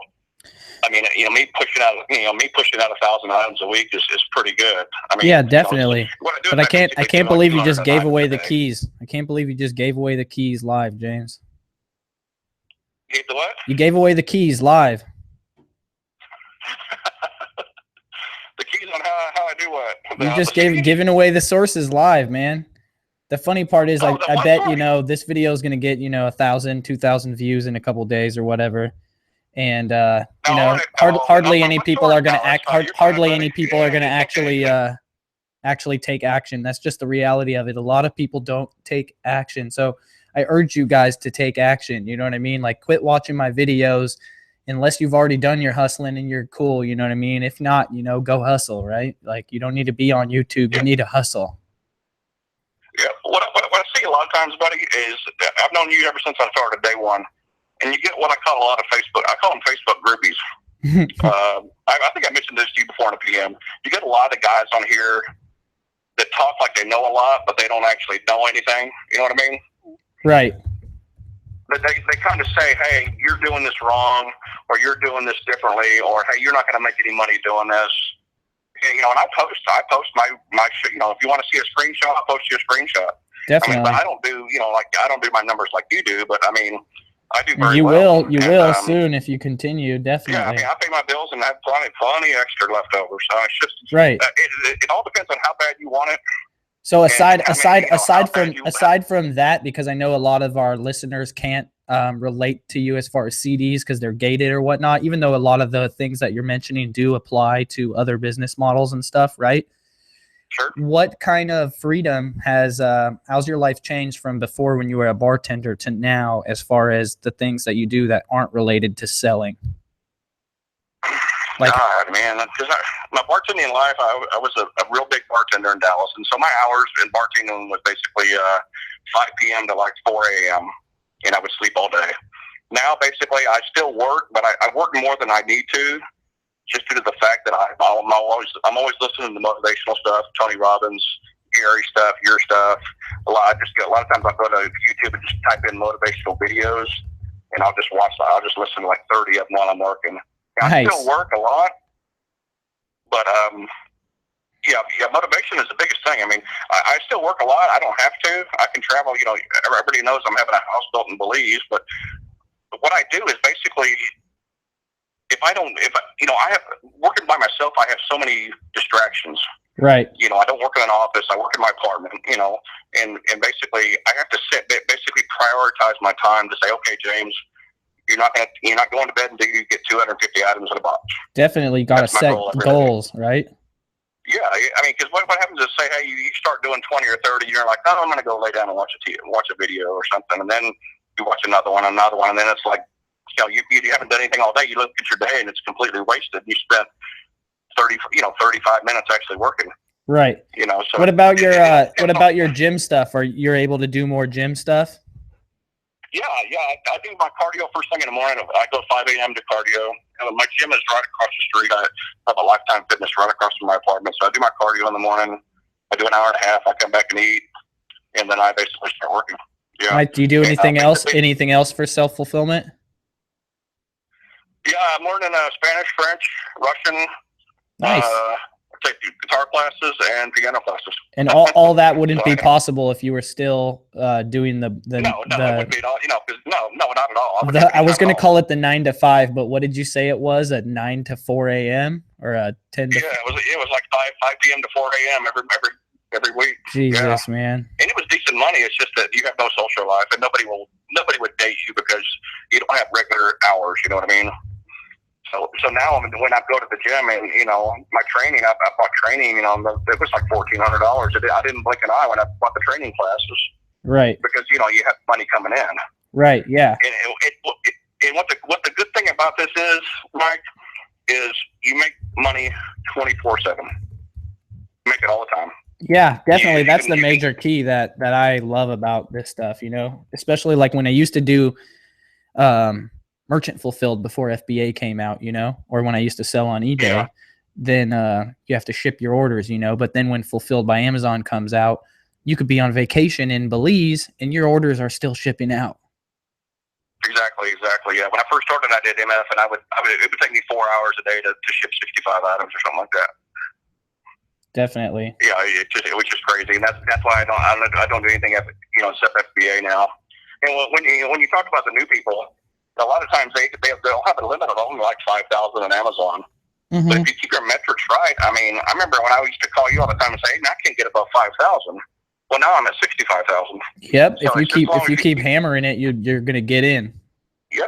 You keep your 9% and everything will go fine, buddy. Yeah. Definitely. I don't want to keep you if you need other people to call in, buddy. Yeah, it's all right, James. Thank you for calling in. I think you provided a lot of value to the listeners. Let's shout out your Facebook group again. What is it, James? Yeah, it's FBA Media Secrets. Yeah, FBA Media Secrets, guys. If you want to learn about selling, sourcing, or refurbishing CDs, James is the guy to talk to. I learned everything I know about refurbishing CDs from James, so go holler at him. Thank you for calling in, James. I appreciate it, Mike, man. You're the man with books, buddy. I appreciate it. All right, you're the man. Have a good night. I'll talk to you later, buddy. Later. All right. Man, that was awesome. I'm so glad that James called in. A lot of good nuggets in there. 209-83-REEZY. I don't know how long we've been on, but yeah, we're going to do some more callers. Doesn't say anywhere how long I've been live for. Let's see. From Lorain, Ohio. You're live on Money Talks with REEZY Resells. Who's this? How you doing, man? It's Amir. I've called you before. Oh, hey, what's up, Amir? How you doing? What's up, man? Topic I wanted to get into that seems like now a lot of people get into is eBay and taxes. Taxes? So, like, how does that all work? Yeah. You want to talk about taxes? Yeah, well, I've always I'm starting to get on eBay right now, and I'm okay. So here's the quick summary or whatever, because I hate taxes. It's gonna make me sick talking about them. But I don't know the niche nuances of eBay taxes, but I do know that in general, when you sell over 20,000 in a year online, then you're gonna get that whatever it is, the internet e-tax form or whatever. So you can't hide your income like you used to back in the day. And then you got to file your taxes, which if you're not selling too much stuff and it's not too complicated, you could definitely do it yourself. But if you're like me and you have several employees and you have 10 or 12 credit cards you use or whatever, you're going to want to have, financial management software, QuickBooks, whatever, along with Amazon management. And then you're going to want to have a good CPA to deal with that. So in general, I would say it's either a walk of cake, like handle it on your own, like in a day with like a TurboTax, you know what I mean? Or it's to the point where you need to hire a CPA and you can judge by how much you want to rip your hair out. So if I don't sell more than 20,000, I don't have to claim it on my taxes. I'm not saying you don't or you do, because I'm not. Okay. I'm not a tax person, and anything I say is a fictional fairy tale story. But regarding taxes, but so I can't give you that kind of advice or whatever. But what I'm saying is that you're not going to get that form coming to you from Amazon. You know, whoever you made the money through is only required to issue you that form when you break that 20,000 limit. And that's how the government knows that you made that money, besides the fact that your bank charges you interest on that money. So, you know, you could have a non-interest bearing checking account that doesn't earn interest, and then the government can't tell how much money's in that account, because that's, you know what I mean? The form the government gets from your bank is at the end of the year is how they judge how much money you had in your bank, and that's an interest form. Yeah, all right, cool, man. Thanks. Yeah, it's just one thing where I started getting into it. I'm off rough. You don't pay taxes, obviously. Yeah, On yeah. eBay, You got to pay your taxes, man. Don't be a dummy about it and let it come back and bite you like I did. I didn't do it properly for a really long time. You want to do it properly, but income preservation is extremely important. So you want to make sure that you're taking advantage of all the ways that are legal for you to preserve your capital. Okay. All right, man. Have a great night, man. See you later. You too. Thank you for calling in. 209-83 REEZY. Who's calling in the Heezy? Always track your mileage. Huge write-off. Definitely. I'm lucky I have a work vehicle, so that just gets pow 100% writ off. You're live on Money Talks with REEZY Resells. Who's this? Yeah, REEZY, what's up? This is Brian, New Jersey. What's up, Brian from New Jersey? What's up, man? I appreciate everything you do, man. I found you through that Gary V 20K challenge thing. Dude, that's awesome. Been building it ever since. It's been like a month or so. Yeah, I basically just have one question. Let's do it. I posted it on the group, but nobody answered. Nobody shot me down and told me to search or anything either. So I recently got ungated for clothes and shoes, and is selling them new? Is that like a risky thing? Like invoices? Clothing and shoes? No, not entirely. Just to let you know, you're approved to sell shoes, but you're still not approved to sell like Nike and Adidas, those brands within the category. Yeah, definitely, yeah. I know that, but like I was like I found some like stamped socks or something, and it didn't say restricted, you know, it looked all right, but I don't know, with all the crackdowns on selling books as new, I didn't know if that's spread to other categories. Not that I know of. I wouldn't be too concerned about it. You can successfully defeat an inauthentic claim using retail invoices. I know people that do it all the time. So not that it's just that like if you sell $1 million of clothing, and I know several people that do $1 million in apparel, you're going to get some inauthentic claims throughout the year. You know what I mean? But it's pretty much just like a slap on the wrist for a large volume seller. Firm believer that Amazon treats larger volume sellers differently than regular sellers, like new sellers especially. So you definitely want to be on your P's and Q's, but photograph your items from the retail store with the tags and photograph the receipts and have that stuff forever in case they come asking for it. Okay. So like, for example, there's just like workflow use or whatever. I use an app called If This Then That. I don't know if you're familiar with it, but their app, part of that has a camera. That's one component of the recipe. And you can use the camera function to make a recipe to, it functions just like a camera. It kind of looks like Snapchat or whatever, but it's like, when I take this photo, send it to my Dropbox, send it to my Evernote, send it whatever. And so you can make one that says receipts and then swipe left, and the next one is retail product photos. So then as soon as you get your receipt, you just snap it on the counter and you got that forever, you know, it's saved to the cloud. And then when you get home, you set your products up and you photograph them before you remove the retail store tags. That way you have the numbers on the receipt matching the picture of the item with the tags. So then, you know, you're hoping they're not going to inquire, but if they do, here's the proof. You know what I mean? Yeah. Just have everything covered. Yep. I got you. And Definitely.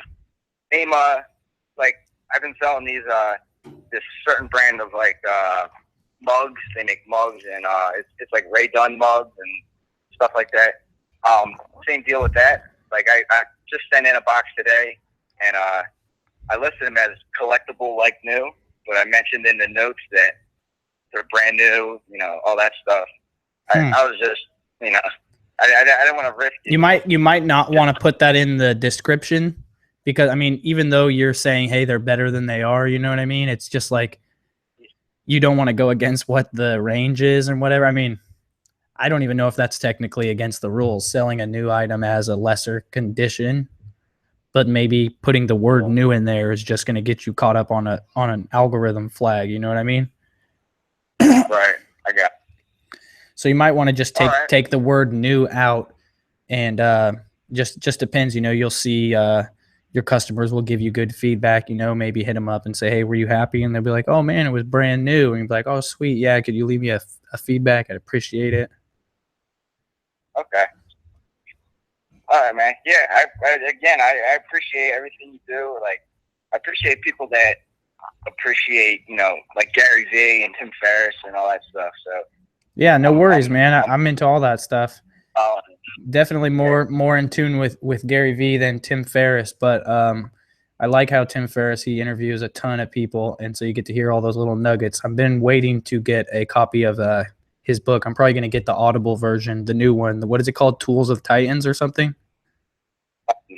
Yeah. So I got to hit that up just because that sounds like the fast track way to download all the nuggets from the interviews. You know what I mean? Yeah, Definitely. What was your name again? Brian from New Jersey. Brian from New Jersey. Thank you for calling, man. Yeah. All right, man. Thank you. Peace out, bro. Later. All right, guys. Let's hit the comments real quick. Clothing, you got to get approved to sell clothing, but you can probably get approved right now. I'm guessing right now you could get approved. Let's see. Call-in number 209-83-REEZY. What is the running time on this video, guys? You're live with Money Talks. You're live with REEZY Resells on Money Talks. How's it going, REEZY? How are you? I'm great, man. Who's this? This is Christian from San Diego, California. What's up, man? What's the weather like down there, Christian? Hey, you know what? It got clear, so I think we're good now. To be honest with you, it's really nice. Yeah, I'm not gonna lie. I saw that news story where that there was a sinkhole or whatever. 2 cars fell in a sinkhole on the freeway. Oh, you know what? I heard about that too. Yeah. Man, you know madness. All this weather, all this moist, and all this rain. It's like if you live closer to San Ysidro, close to Mexico, the smell just gets worse and worse. So there's some trouble spots around, but it's doing well. Wow. What can I do for you, Christian? Hey, REEZY, so I have a quick question. I've been selling books for around 8 months now, and with my brother and my friend. And I wanted to know, some people say that you shouldn't get a repricer. Some people say that you should get a repricer. Those people are stupid. Would you recommend a repricer? Yes. Anybody who tells you not to get a repricer. Well, first of all, just address that. Anybody who tells you not to use a repricer shouldn't be trusted because they don't know what they're talking about. I bet. No, because I follow a whole bunch of people. Yeah, and, so are you selling books or what are you selling? You know what? Honestly, 98% of the things that I'm selling are books. Okay, so for books, I dove right in. Right, so for books, a great one it does the job. It's not the best interface or the best customer service or whatever, but it's probably the best price and it gets the job done. Is repriceit.com. I've been using that service for almost 10 years, and I still use it. I recently started using App Eagle as well. App Eagle is a much better repricer. It's just also much more expensive.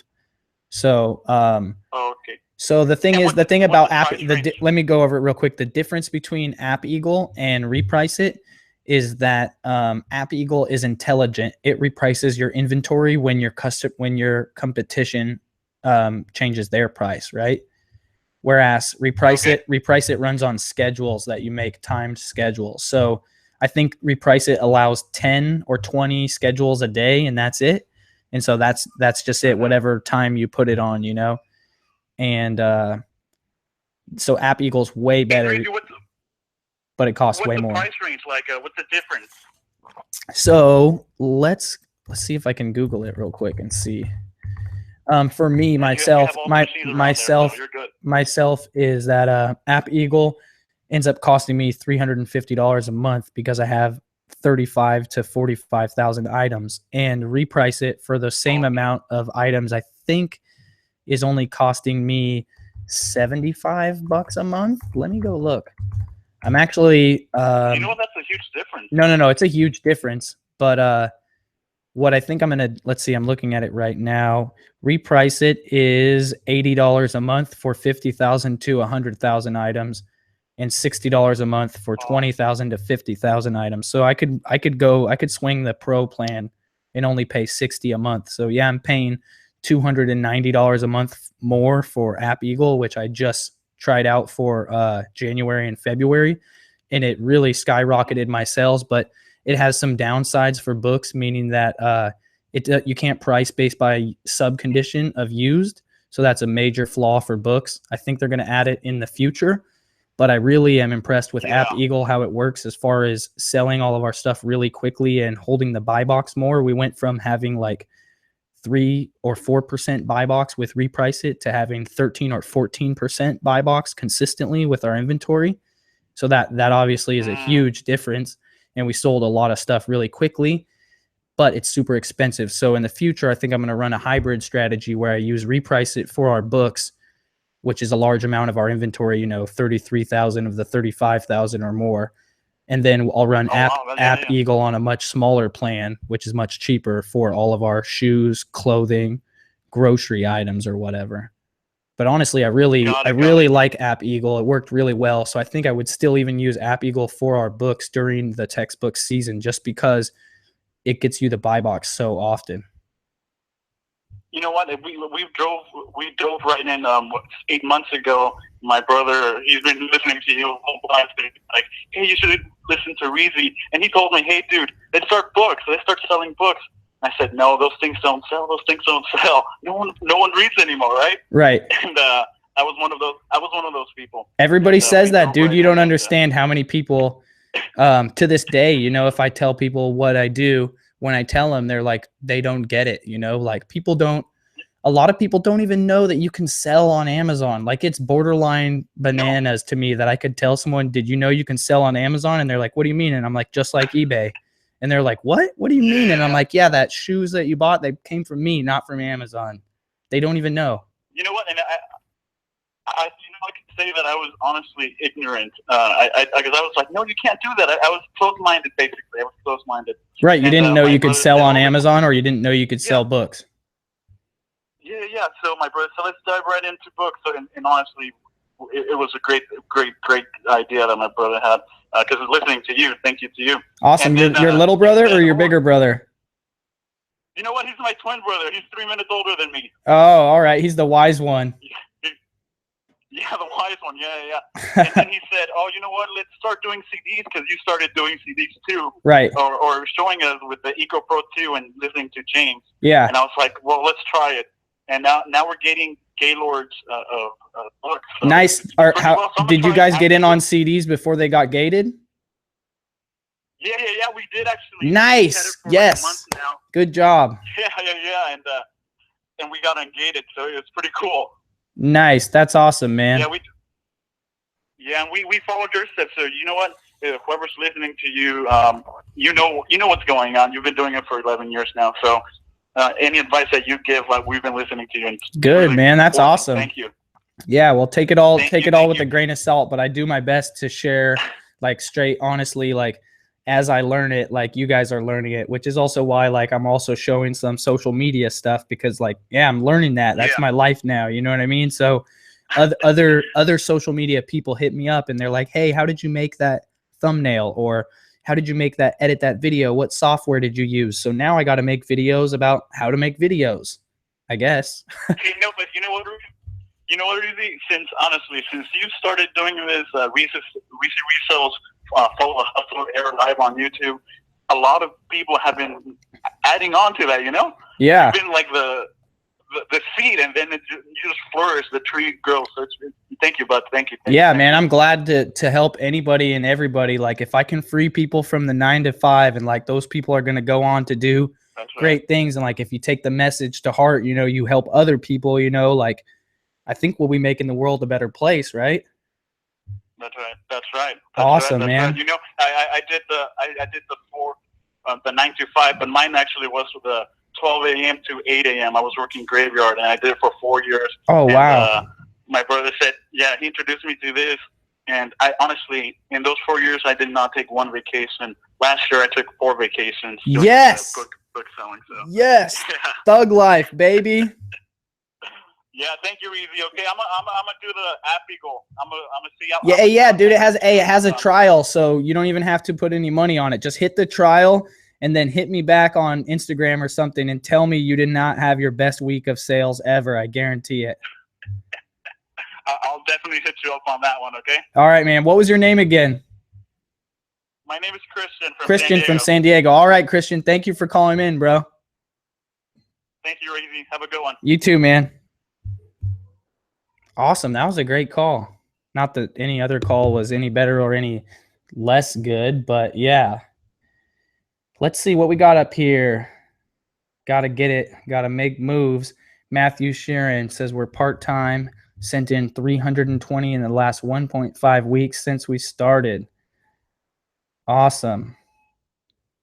All right, guys, let's do one more call. This is going to be the last call, unless they hang up on me, right? You're live on Money Talks with REEZY Resells. Who's this? Hello? Hello? Kermie? Please call Kermie. The number is 209-83-REEZY. I don't even know what voice I'm making. It's supposed to be Miss Piggy, but it automatically goes into Kermit the Frog. I don't understand. 209-83-REEZY. That person did hang up on me. I've been waiting to get trolled. I'm like very, very surprised that I haven't got trolled yet live. This is a great opportunity for somebody to troll me. It just hasn't happened yet. I've been waiting for it. Like, I'm so ready for it. I just can't wait. So 209-83-REEZY. Give me a call. We got a caller from Irvine. You're live on Money Talks with REEZY Resells. Who's this? This is Travis. What's up, Travis? What's up, buddy? How you doing? Good. So, how are you, dude? How can I help you? You're the guy that told me about the Oreo Crunch, and I sold a ton of them, so thank you. Nice. How were you selling them specifically? In like 5-packs or what? I was selling them on eBay because I don't think you can sell food on Amazon, or I don't have the restrictions to do that. Right, you can, but you probably are restricted. Were you selling them individually or in like 3-packs or 5-packs? I was doing combo deals. The individually just wasn't worth the shipping and all that good stuff. Yeah, so how many? What were you doing? I would do 4 for $35, but I was getting them at $2.99 each. Nice. How were you getting them for so cheap? I think I paid more than that. Because I went to the manager of the store and I'm like, I want 5 cases. Can you help my charity out? I kind of lied a little bit. You got to do what you got to do.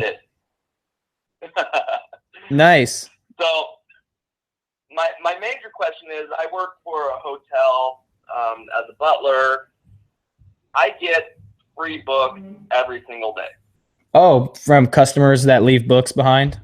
Well, yeah, they just leave books at the hotel, but they're all, you know, like 100 top 10 best-selling books, blah, blah, blah. Right. Great ranks, but is there any money in that? Like, I don't want to ship them to Amazon and have them be like, oh, what's the deal? You know, I mean. Well, some of them, a lot of them are going to be, a lot of them are going to be blown out for sure. You're right about that. But there will be some that are definitely worth money. And just through the nature of them, I guarantee most of them are going to be popular books like you're saying, right? Because how did they make it into the traveler's bedroom, you know? Exactly. They bought them at the airport or when a bestseller or whatever. They you know. they brought it with them. It's the book that they bought that they're finally able to read because they went on vacation and they didn't really read it. They just lost it in their hotel room. So, but you know what I mean? Those I would say if it's worth sending it in, send it in if it's going to sell. If like the ranks are good, so just look at the floor price, you know, stay above $8 FBA. That's my opinion. But also might want to check out selling them to the local bookstore, the local used bookstore, you know, just amass them and then drop them off at the bookstore and they'll make you an offer. Oh, that's a good idea too. So The other thing, Amazon. right? I mean, that's only what I would recommend if they're not valuable to sell on Amazon, because you already know they're valuable to people. People want those books. People read them. They're popular, right? Especially if they're hardback. Yeah, someone probably just paid like $20 for them. Great prices. Right. So. Yeah, when I scan them, it's like, whoa, I can make good money, but I'm sure there's 1,000 other people selling that book, you know? It doesn't matter. All that matters is the floor price. If you put your price at the floor price, it's going to sell at that price, you know? The thing that happens is it's a supply and demand working on like a cosmic scale all the time. So it's like when, you know what I mean? That price is not really going to go down too much more unless, you know, it like the demand is fixated for the most part, except for like it comes and goes, like, oh, a new movie comes out, whatever the hell. And then the supply is just being pumped, you know? So if anyone changes for any one other reason, yeah, it's going to move a lot, but for the most part, it is where it is. You know what I mean? Perfect. And when you say floor price, be the lowest guy, basically. Yeah, for the condition that you're selling in. Okay. Like, you know what I mean? If you have a like new copy and the lowest price is $7, but it's acceptable, and then the next price is $7.50 acceptable, and then $7.99 very good, and then the new is $12, you might want to put yours at, you know, $9.99, much closer to that $12 price, and not consider those worse offers your competition. You know, maybe the offer, maybe it's a slower moving title and you want to sell it quicker, so you do price it against the lower condition items. It just depends on what you need to do, you know. I gotcha. So, where did you get the tip for the Oreo Crunch Bar? I mean, is there a group that you guys? Man, let me try and remember that. Oh man, I don't remember that. I mean, do you have like a group? You know what? I think this is like just a general tip, and I think this is how I found out about it. I think I just saw it on the feed on Instagram. So I think. I basically, when I started my Instagram account, I went to search and I looked, besides finding other people who were big thrifters, you know, and seeing who they followed and following those people or whatever, I literally just searched the word thrift or thrifting or thrifter or whatever. And I just followed everyone that looked interesting or that had the word thrift in their name. And then I just experienced the feed. And as it went along, I deleted people, you know, that, you know, I don't like to shop my Instagram feed. So I delete most people that post, you know, their finds as sales all the time, you know. And so whatever you want to see, you know, just curate it and cut it back. And then you'll see the things I want to see are people show their tags on items when they find them, so you can learn the new brands or whatever, or here's a sale that I sold or whatever, you know. You find your community, you just have to fine tune it down. But I think I learned about that just because I saw a screenshot of an eBay sell from someone else. Otherwise, I can't think of how I learned about it, but I'm going to say that's a good candidate for how I learned about it. Okay, that's beautiful. I mean, because we're in California, I'm in Southern California, and we have resources at our fingertips. I mean, there's so many places we can go to get this stuff. Yeah, the other thing is Facebook groups are huge. If you're not on Facebook, I suggest getting on Facebook just for the groups alone. It's like the hidden gem of Facebook. So there's so many groups on Facebook. A lot of them are super spammy and people are trying to sell, but there's plenty of groups that are awesome like mine, where people hang out and help each other succeed. And you just would not believe how willingly people share solid, actionable information in these Facebook groups when you find a good one. It's insane. It's like a mastermind think tank every day, and it's free. That's perfect. That's perfect. And I like your sunglasses. I actually went 3 times to try to get those damn things. Oh, did you see that Never get them. Did you see that they rolled out today? You can buy them online now. They did, but check this out. I emailed them a few months ago, and they sent me a pair for free. Really? What'd you say? Just 3 times, no charm? Yeah, no, yeah, I said that, but I have a hip replacement, and one of the locations was like a 3-mile hike up in the Hollywood Hills. Yeah. And I said it was unfair because I was there on time, but having a hip replacement, I can't hike 3 miles. Right, right. The lady was nice enough to. What color did you get? So I couldn't flip them. But now I kept them and I love them. So. No, they're awesome, right? Like, I mean, they have their down flaws, right? Like they take forever to transfer or whatever, but it's so convenient. You know what I mean? Well, everybody loves them too because everybody's like, "How can you use your hands in your snap?" Like, yeah, that's the other thing. Once you notice that, right? As soon as you start posting content, your engagement with your audience like triples, right? 100%. They're like, "What the hell? Like, how is he using both of his hands?" You know what I mean? And stuff like that. So. Yeah, there's something really weird about it. Like I remember one of the first things I posted was like my kid running up to give me a hug or whatever, and it was just like people were like blown away, you know? And I watched it and I'm still blown away. Yeah, I mean, there's not too many filters for them, but I'm sure it's coming. Oh, yeah, yeah. They could do a lot of stuff, right? They could upgrade the firmware of the existing spectacles and make it do other things like record longer. Like, oh, hey, guys, if you have spectacles, you can record for a minute now, but only for spectacles or whatever. Or other things like, how about this one? It would drain the battery, but always recording. And then when you press the button, it saves the last 30 seconds. Yeah, see, I would love the always recording. And then I can set it up and edit it myself. Yeah, it would drain your battery like hell, but you know what I mean? Like, that's the next level of, like, you don't even have to be aware to press the button. You just have to be aware that you just saw something and you need to press it to save it. 100. I mean, even the 30 seconds is too quick, you know? Yeah, no, it's so sick. Like, how many times, like, have you noticed the fact that you can get authentic recordings of human interactions with people because they know you're recording, but they don't have time to, like, stop being authentic? You know what I mean? Or sometimes they don't know they're recording. That's the exactly. And you can even cover up the one side. You know what I mean? Color it in, paint it. Yeah, I think I'm going to do that next because the yellow's nice and all, but I want to kind of be a little low-key, you know? Yeah, no, I like the yellow. I'm a little bit flamboyant, but I would like to cover up the light spinning just because I want to record people when they don't know it, and I don't want them to know. Yeah, no, 100%. Well, keep doing what you're doing, brother. Thanks for the information. Yeah, thank you for calling in, man. Hit me up on Snapchat because I want to follow you and check out your specs content. That sounds good. All right, man. I'll see you. REEZY Resell, or? It is. You know it, man. REEZY Resells on Snap. Okay. Sounds good, brother. All right, I'll see you on Snap, Playboy. All right, brother. Peace.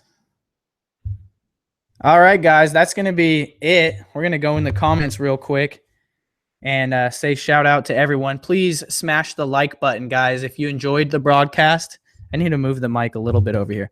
If you enjoyed the broadcast, please smash the like button until your mouse or your touchpad breaks.